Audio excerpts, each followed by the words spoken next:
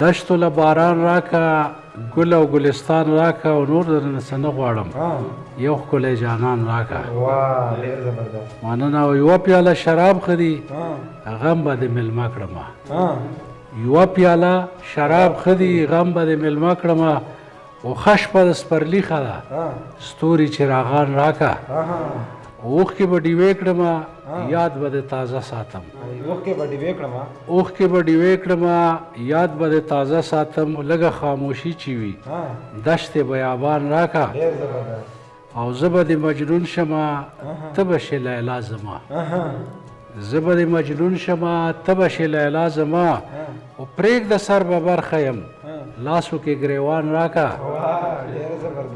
او تو خدای که داسې وي عشقه زه منزل غواړم تو خدای که داسې وي عشقه زه منزل غواړم پر راکه پرواز راکه وصل جاویدان راکه او زه د محبت په اور سوی لوغړن ښیم زه د محبت په اور سوی لوغړن ښیم انس راکه جانان راکه مینه د انسان راکه او ژبه مې پښتو ښه ده فکر مې پښتون ښه دی ژبه مې پښتو ښه ده فکر مې پښتون ښه دی او زړه که راکوې یاره زړه د مسلمان راکه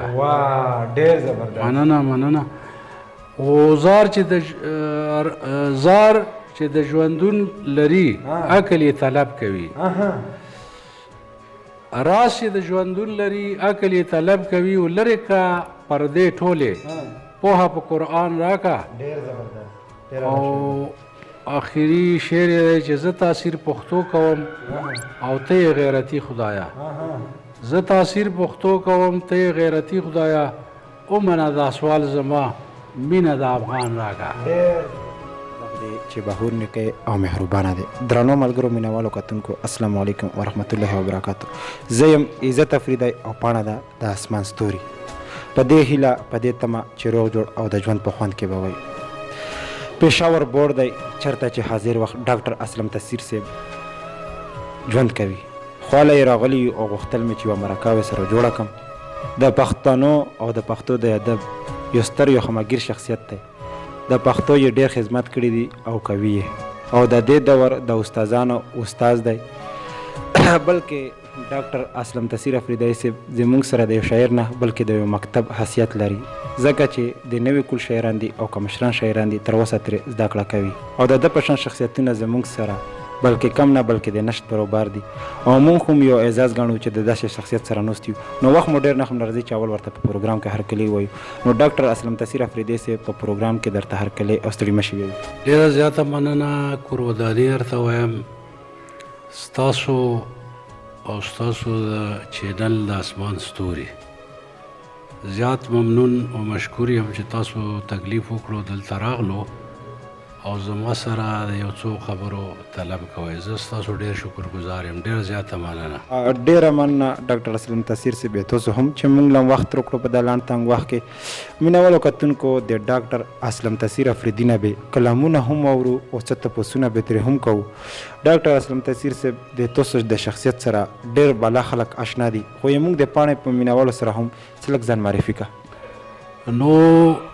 افریدی یم نوم مې چې کوم دی محمد اسلم دی د شاعرۍ نوم مې اسلم تصیر افریدی دی جمرود کې پیدا شوی یم او نن سبا چې کوم دی دا د بوټ په مذاهباتو کې ژوند کوم ډېره مننه مینوالو کتونکو تاسو واورېدو خپله پېژندګلي تاسو سره شریک کړو ذهن چې مینوال به په تمه وي د کلام د مینوالو سره کلام شریک یو غزل دی ګرانه چې ستا بې لوزي دومره اسانه نه ده ستا بې لوزي دومره اسانه نه ده زما پښتو پرې بدګمانه نه ده او د پیغلتوب یې ګنګوسې خورې شوې د پیغلتوب یې ګنګوسې خورې شوې او پښتنه مینه ده ګویانه نه ده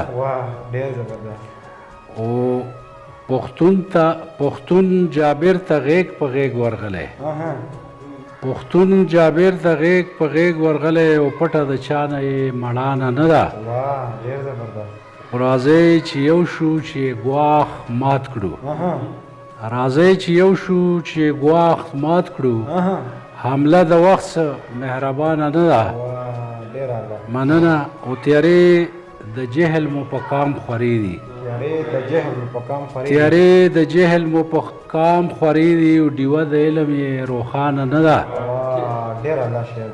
مننه او خپلو کې ضد سره بیخي مه کوئ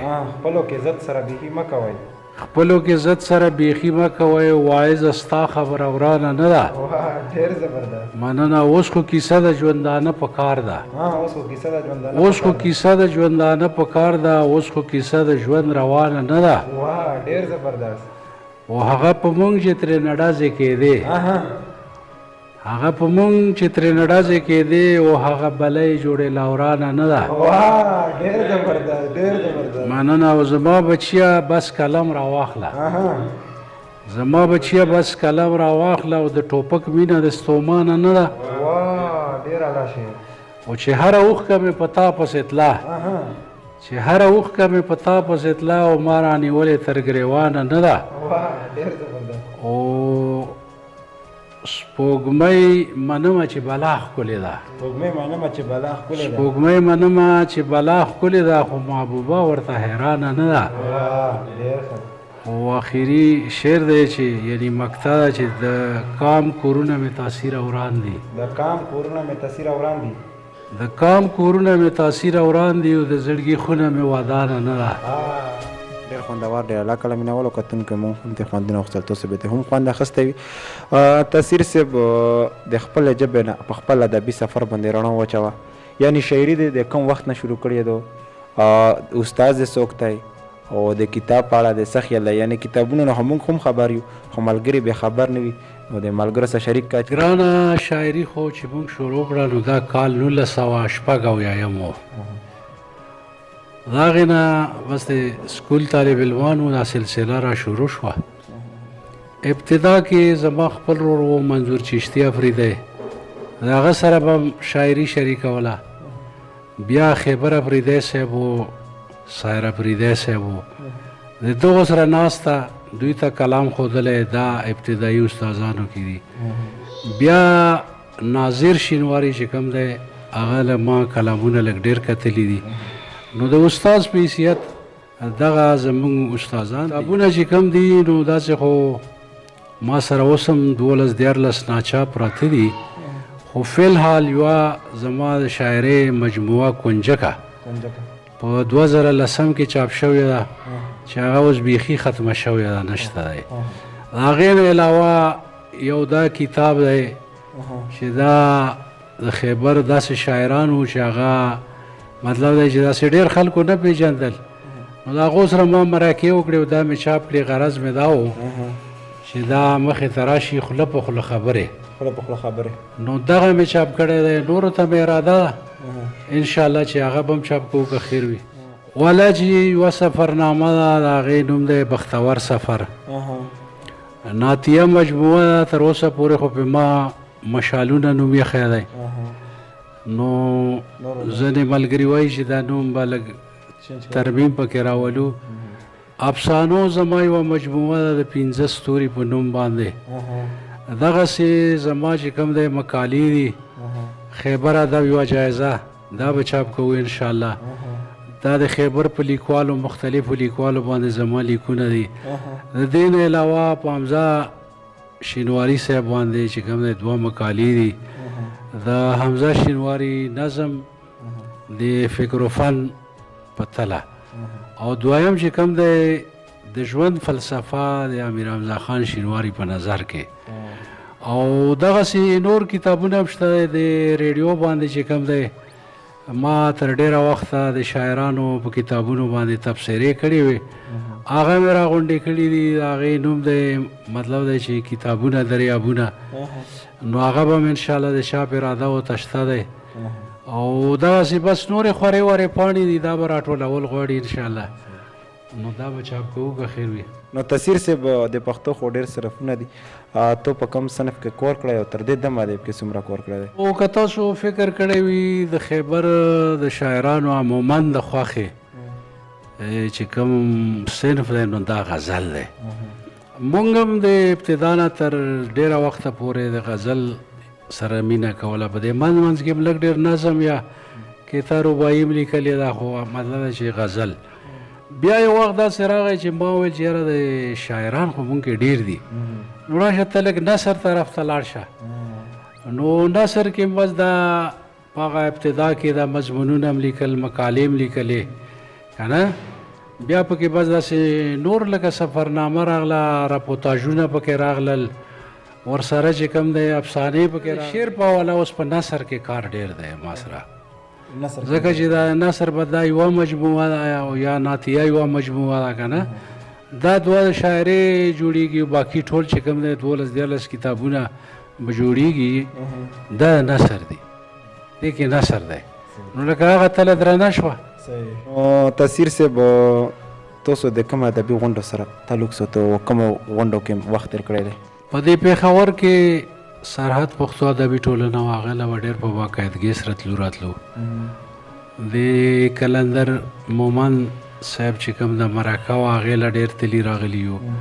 دغسې ننګیال ادبي لیکوال په پېښور کې و، په هغه کې به هم ګډون کولو. زمونږ د خیبر پښتو ادبي جرګه چې وه، یعنې په هغې کې شرکت لازمي و. جمرود کې به هم غونډې کېدې، بلنډي کوتل کې به هم کېدې، بابا به موجود و، دا سینیر شاعران به موجود وو. د هغې نه علاوه جمرود پښتو ادبي لیکوال شو، یا خیرخوا پښتو ادبي جرګه باړه شوه. دغسې چې په دې علاقه کې نورې کومې ټولنې دي، تقریبا د دې ټولو سره هم تعلق شته. تګ راتګ کوو، ناستی پاستی ورسره کوو، او دا یو قسم له موږ د ادبي خلکو پلیټفارمونه دي. نو تاثیر صاحب میناول به هم په تمه وي د کلام، نو د میناول سره کلام شریک. قربان دا غزل دی: په ځمکه خیم اسمان مه راکوه، په ځمکه خیم اسمان مه راکوه، په ځمکه خیم اسمان مه راکوه، او چې ځان مې هیر شي جهان مه راکوه. مننه. خو ستا انتظار به مې ککی وسیزي، ستا انتظار به مې ککی وسیزي، او زار دې له سترګو تاوان مه راکوه. مننه. او زما خو خپله خاکساري خوښه ده، زما خو خپله خاکساري خوښه ده، او ما له د قبر سامان مه راکوه. او زما خو مینه په پښتون ماتېږي، زما خو مینه په پښتون ماتېږي، او چې بې پښتو شي جانان مه راکوه. مننه. او د بنګړو شرنګ دې زولنې ماتوي، د بنګړو شرنګ دې زولنې ماتوي، او هسې پیغور د زندان مه راکوه. او که یو ناڅاپه خورې زلفې راغله، که یو ناڅاپه خورې زلفې راغله، وحشته لاس کې ګریوان مه راکوه. او رقیبه اوس دې په هر چل پوهېږم، رقیبه اوس دې په هر چل پوهېږم، زهر په زارو قربان مه راکوه. او زما خو ظلم په فطرت کې نشته، زما خو ظلم په فطرت کې نشته، بس د ظالم غوندې توان مه راکوه. او مقطع چې تاثیره وچ کلک مسلمان به یمه، تاثیره وچ کلک مسلمان به یمه، او ما له پیغور د ایمان مه راکوه. مننه جي. ډېر خوندور دی. الله کله میناولو کتونکو تاسو واورېدو، بلا خوندونه مو هم ترې واخیستلو، تاسو به یې هم بلا خوندونه اخیستي. تاثیر صاحب وخت څنګه تېر کړو، وخت څنګه تېرېږي، او کار روزګار مو څه دی؟ الحمدلله دا د الله فضل دی، وخت هم ډېر ښه تېر کړو. بس دا نشیبونه فرازونه ستا په لار دي، څوک کوهي ته پرېوتلي څوک په دار دي. زیګر افریدي صاحب شعر دی. نو د ژوند سره د هلې ځلې شته، دا ستونزې شته، ځکه چې دا حرکات چې کوم دی دا په ژوند کې برکت اچوي، او د دې نه ژوند عبارت دی. نو روزګار بیا داسې و چې تعلیم مکمل کړو، بیا د تدریس محکمې ته راغلم. د خیبر پښتونخوا په ډېرو کالجونو کې زلمو ته سبق ښودلی دی، د هغو روزنه هم کړې ده. او د هغې نه علاوه چې کوم دی نن سبا بس فارغ یم، ځکه چې 3 کاله سروس مې وکړو، اوس ریټایر شوی یم، په کور یم. ډېره مننه تاثیر صاحب. دنیوي زده کړه څومره ده؟ قربان بس علم خو دا ښه ده چې 10 پاس کول وي، هم د خپلې علاقې نه 10 پاس کړی دی. 14 مې د اسلامیه کالج پېښور یونیورسټۍ نه پاس کړی دی. بیا نو په کال 1982 کې د اسلامیه کالج نه فارغ شو. بیا لاړم زه اسلام آباد لالته قائد اعظم یونیورسټۍ کې داخل شوم. هغې نه مې مطالعه پاکستان کې میسی وکړه. روزګار باندې ولګېدم, د کالج استاد شوم. بیا مې په پښتو کې مې وکړه چې په هغه وخت کې په هغه صوبه کې ډېر ښه پوزیشن و. بیا مې په تاریخ کې ایم اے وکړه, په هغې کې مې هم ښه پوزیشن و د پېښور یونیورسټۍ نه. بیا مې ایم فل وکړو او په آخر کې د پېښور یونیورسټۍ نه مې پی ایچ ډي وکړه.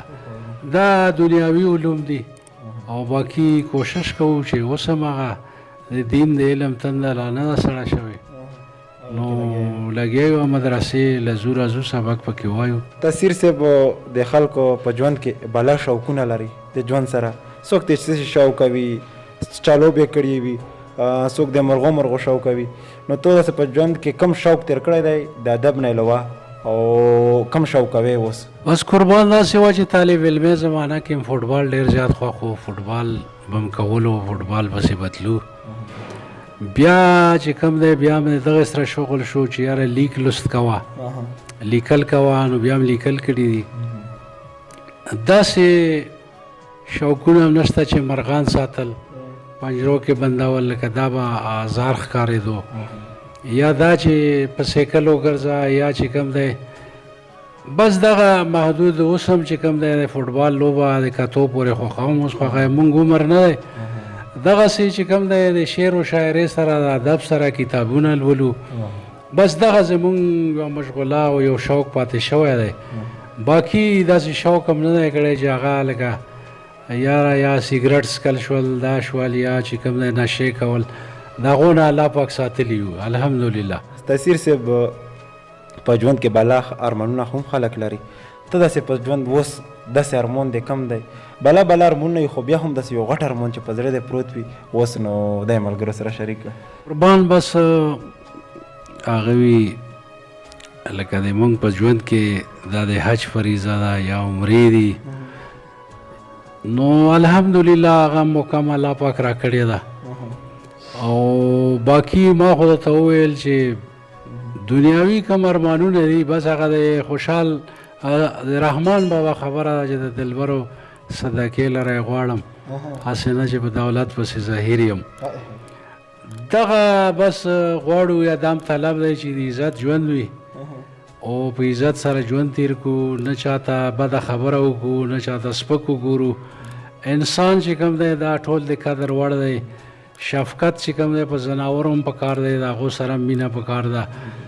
بس که رښتیا ووایو نو ارمان دغه دی چې د انسانیت په معراج باندې سړی فایز شي, د انسانیت قدر وکړي, د انسانیت ښېګړې طرف ته مایل شي.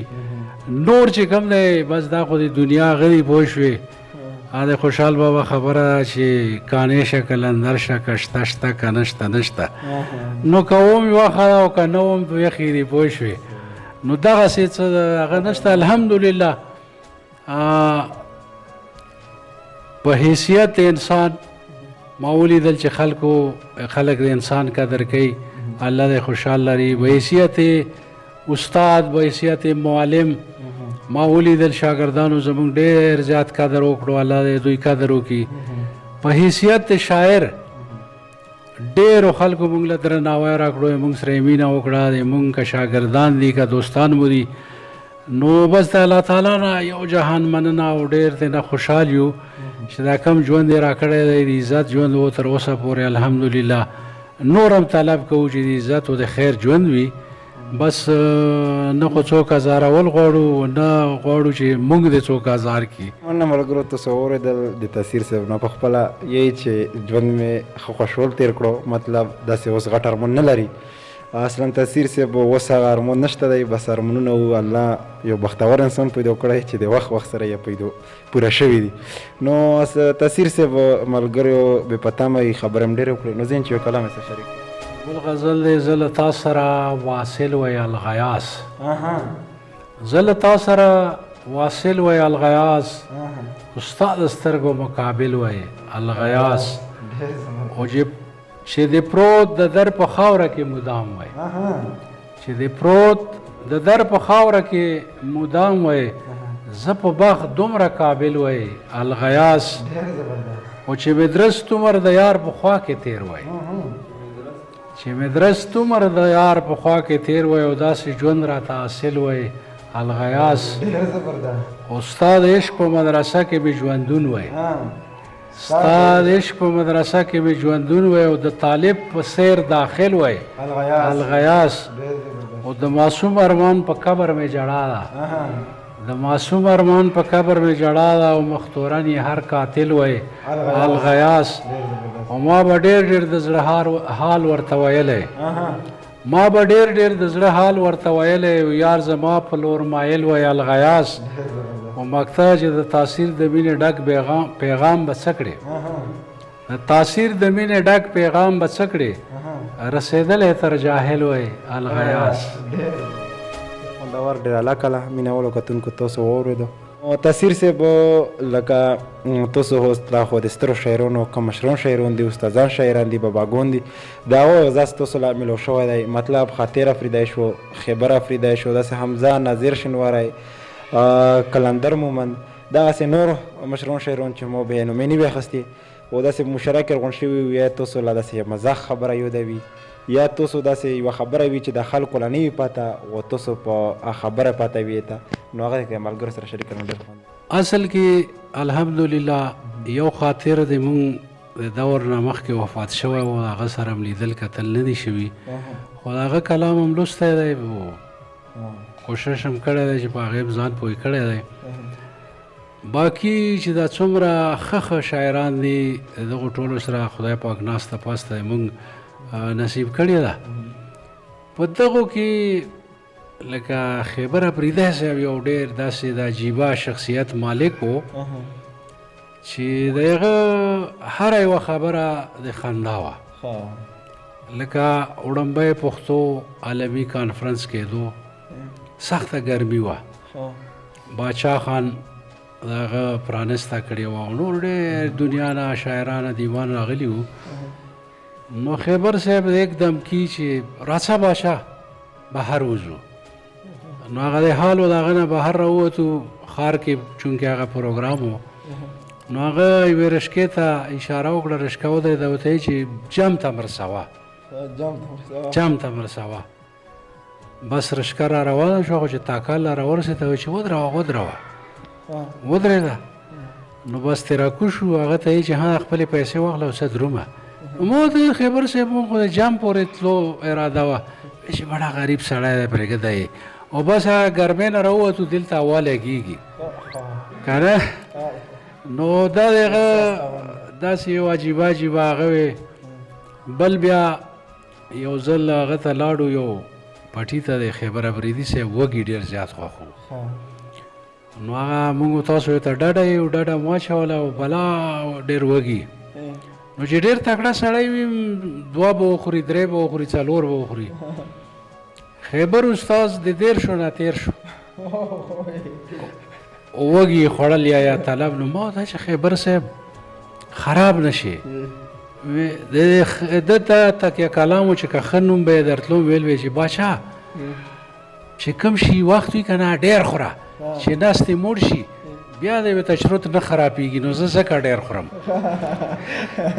که نه نو دغه د هغه بس داسې حرکات وي چې به خامخا سړی خندولو او باقي الحمدلله حمزه صاحب شو لکه چلې داسې پیغام پرېښوي تاسو له داسې خبره د حمزه صاحب داسې کار و چې مونږ خو یې کشرانه وو روب یې هم راباندې ډېر و که نه خو دا وه چې مینه هم پکې ډېره زیاته وه نو د هغه خلاف د اشناغر یو شاعر لیکل وکړل او د حمزه خلاف یې وکړل مونږ خدای شته چې خفه شو خو ما وایي چې یاره دا اول حمزه بابا ته ښودل پکار دي لاړم هغه مضمون اخبار کې چاپ وه مې ورته واورولو نو په دې وخت کې مراد و د بابا یو ورور و محمد عمر سیماب ډېر ښه شاعر و نور کسان هغه مضمون دومره سخت و خبرې دومره سختې وې چې ټول غصه شول نو ما وایي چې دا کس هسې نه چې ما ووهي چې دا خبرې که څه یې ده لیکلي نو زه خاموش وم. بابا راته وویل چې ولې؟ ما چې دا بابا دا کسې نه ده، خلک ډېر غوسه نه دي. ما ته چې خیر دی دا ما پتنګان دي که نه که نه. نو بیا راته بابا وویل چې یاره ته جواب ورکه، خو د ادب په دایره کې جواب ورکه. یاسې نه څوک دا وایي چې هغه خو څه بې ادبه و چې د بابا د مریدان یا د محفل خلک د هغه نه زیات هغه دي بې ادبه. نو د ادب لمن به په یو صورت کې هم نه پرېږدو. بل هغه به چې کوم دی حمزه بابا داسې قلم او کاغذ نه راخیستل چې تاله اصلاح وکړي، بس وبې ویل چې څه واوروه. چې واورېده اورول نو یو څت به خاموشي شوه. نو لکه د شاعر به طلب و چې بابا به څه وایي، تا به ورته وکتل چې بابا بس وبې ویل چې دا یو ټکی پکې داسې کا یا داسې کا، نور کلام دې ټیک دی. نو بس هغه هم د بابا یو عجیبه سرټیفیکیټ و که نه چې هغه به چاله ورکړو نو لکه هغه به ځان لپاره اعزاز ګڼلو. ناظر صاحب ډېر مزاحیه شخصیت و. هغه به په محفل کې چې کوم دی کلام خو یاسم کلام و، د سادګۍ پیکر و، او د هغې سره چې کوم دی که نه نو د هغه په هغه خبرو کې یا په هغه کې به داسې خبرې وي چې هغه به مزاح ترې پیدا کېده.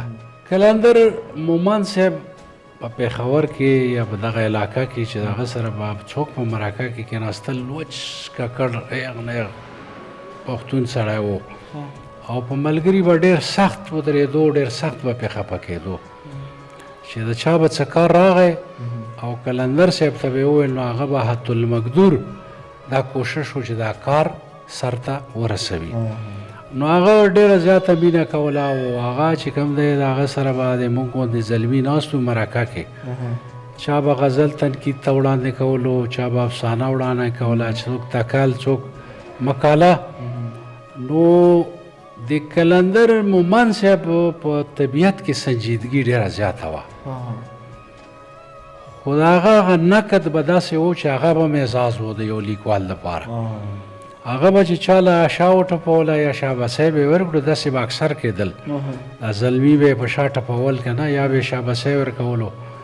نو د هغو زلمو مخه به کولاو شو. او کلندر مومند هم په دې لکه د هغه خوښه دا وه چې دا زلمي ریسرچ ته راشي، څېړنه او تحقیق وکړي. غزل خو ډېر خلک لیکي، خو چې دا ما سره کم مطلب یې دا و چې په مرکه کې کینی.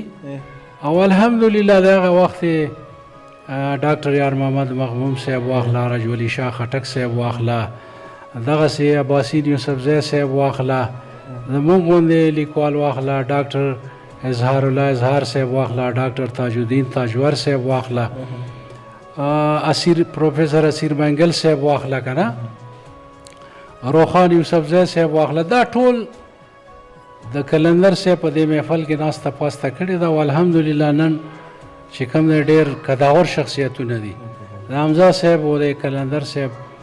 نو دغه د کلندر صاحب خاصیت هم و چې یو ځلې به ورسره که هغه به ډېر کشر هم و، خو چې ده سره به پېژندګلي وشوه نو کار به یې وله پاس کا هغه کولو. لکه یو ځل ما پسې یو طالب العلم راغی، هغه د پښتو پرچه و، هغه دا معلومات کړي وو چې دا د تقویم الحق کاکا خیل صاحب سره ده.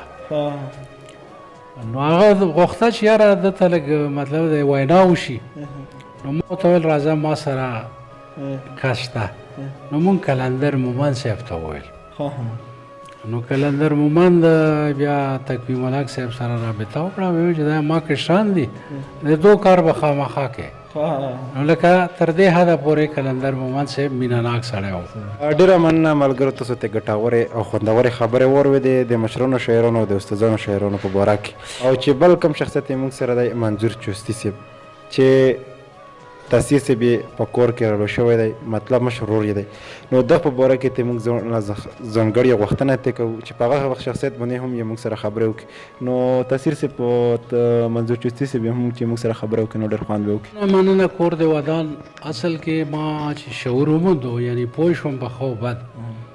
نو زمونږ په کور کې شاعران نور هم تېر شوي وو، قدرتي زمونږ په دا خاندان کې دا هغه ده. خو په دې وخت کې منظور چشتی و ارسلا خان خمار و جهان شعر اپریدی دا شاعرانو نو د هغو اثر په موږ باندې لازم و. خو بیا منظور کې یو کمال دا و چې هغه خو د روزګار په حواله ایس ډي او په ټلیفون کې خو خاکساري پکې دومره وه چې مطلب دی د ماشومانو سره ماشوم و، د کشرانو سره کشر و، د مشرانو سره مشر و، د محفل رونق و، د حمزه صاحب، خیبر صاحب، ساحر افریدي صاحب سره حمزه بابا هغه ته پیر بایی ویل. لکه حمزه بابا چشتي نیازي نظامي دی که نه، نو منظور هم چې کوم دی چشتي نیازي نظامي په دې سلسله کې و، نو حمزه بابا به ورته پیر بایی ویل. د غزل ډېر ښه شاعر و، ډېر مطلب دی چې د غزل ساده خو د عشق و د رومان نه به ډک غزل و. نو د هغه یو کتاب چاپ هم دی راز و نیاز، په هغه باندې حمزه بابا ښه مزیداره تبصره لیکلې، ناظر صاحب یې لیکلې ده. نو منظور چشتي چې کوم دی دا د وخت یو ښه شاعر و. د هغې نه علاوه د هغه اواز ډېر زیات مزیدار و، ترنم یې ډېر زیات مزیدار و. هغه به ترنم یا لکه نعت هم په ترنم کې ویلو. د هغه نعتیه مجموعه هم د سپین سهار خو لا چاپ شوې نه ده. نو چونکې هغه هم یو ښه غزلګو شاعر و، لکه داسې یو وخت بیا راغی چې په ابتدا کې به دی ما اصلاح کوله، بیا به ما یې دی اصلاح کوله. نو دغسې یو هغه هم شوی دی د کتابونو تبادله ما سره یا ما له چا راکړي، یا به ده مطالعه کول، ده له چا ورکړي یا به ما کول. دغه هم یو شی و. او د هغه لکه د مزاح خو ډېرې خبرې دي، خو هغه بیا په موسیقي هم ډېر ښه پوهېدو. قوالي بیا هغه چې کوم دی لکه صوفي و، باقاعده بیعت او چې کوم دی د هغه مطلب دی چې د صوفیاو سره ناستی قوالي کول یا هغه. نو د هغه چې کوم دی هم دغه خبرې ډېرې زیاتې مشهورې دي. او لکه داسې ګپ به یې لګولو که نه، کله کله به ورسره هسې کشران شاعران چېرته یو ځای کې محفل کې کېناستل، نو یو ځای کې سره ناستو، نو ده ته مخې ته داسې یو شاعر کېناستو چې هغه مطلب دی چې انپاړه مو داسې د شعر په حواله م. نو دی ویل چې پلانګیه ستا کم یو ګریډ دی؟ هغه ورته وایي چې ما خو ګریډ برېډ نشته. وایي چې هغسې کار کوه چې بیا خپل ګریډ مخې ته کښېنه، هر سړي مخې ته مه کښېنه. خو دا د هغه ګپ و، ملګري به پرې ډېر ښه پوهېدل. لکه سنجیده د انسانیت ډېر زیات قدردان و، او ډېرو خلکو سره د هغه مینه او محبت پوه شوې. ډېره مننه ملګرو، تاسو د نور شاعرانو په باره کې هم خبرې اورېدې او د منظور چشتي صاحب په باره کې هم چار واحد دی، د ده باره کې هم تاسو خبرې واورېدې. ډېر خوند یې وکړو، موږ هم ترې بالا خوندونه واخیستل د دغو خبرو نه یې. نو نصیر صاحب ذهن چې مینهوالو له په خیر کې څه پیغام شریک؟ بس پیغام دا دی چې د انسان قدر پکار دی، د الله سره تعلق ساتل پکار دی، محنت کول پکار دی، د خپل قوم سره د خپل ژبې سره مینه ساتل پکار دی، او په امن اوسېدل پکار دی. امن ډېر زیات ضروري دی. زمونږ د زلمي کل ته، د خپلو بچو ته، مونږ تاسو ټولو ته د امن ضرورت دی، او پکار ده چې هر سړی د امن په راوستو کې برخه ولري. او دا کم ملک کې چې مونږ تاسو ژوند کوو، د ده خدمات د عبادت ضروری دی، لازمي دی. نو د مونږ د وطن سره دا هم د ایمان یوه برخه ده چې د وطن سره مینه ډېره زیاته ضروري ده. د انسانیت سره مینه او د وطن سره مینه، دغه شی ضروري دی، او دا د مونږ پیغام دی، او پکار ده چې دا خلک عام کړي. ډېرې ګټورې ډېرې خوندورې خبرې وکړو، او ملګرو تاسو له پکور دي چې دا خبرې مونږ عملي کړو. تصیر صاحب تاسو هم ډېره مننه کوو په اخر کې چې مونږ له په دلان تنګ وخت کې وخت راکړو. مینهوالو کتونکو تاسو هم ډېره مننه کوو چې تر دې دمه یې مونږ سره یو. مینهوالو کتونکو د چا زړه هم نه غواړي چې دا د خوند رنګ ډک محفلونه د ختم شي، خو تیار شي یو خپل اختتام وي. اوس خپله مرکه راغونډوم د کیمرامین رفت افریدي او خپل کوربه عزت افریدي له ورکه اجازت د لویه له پامان.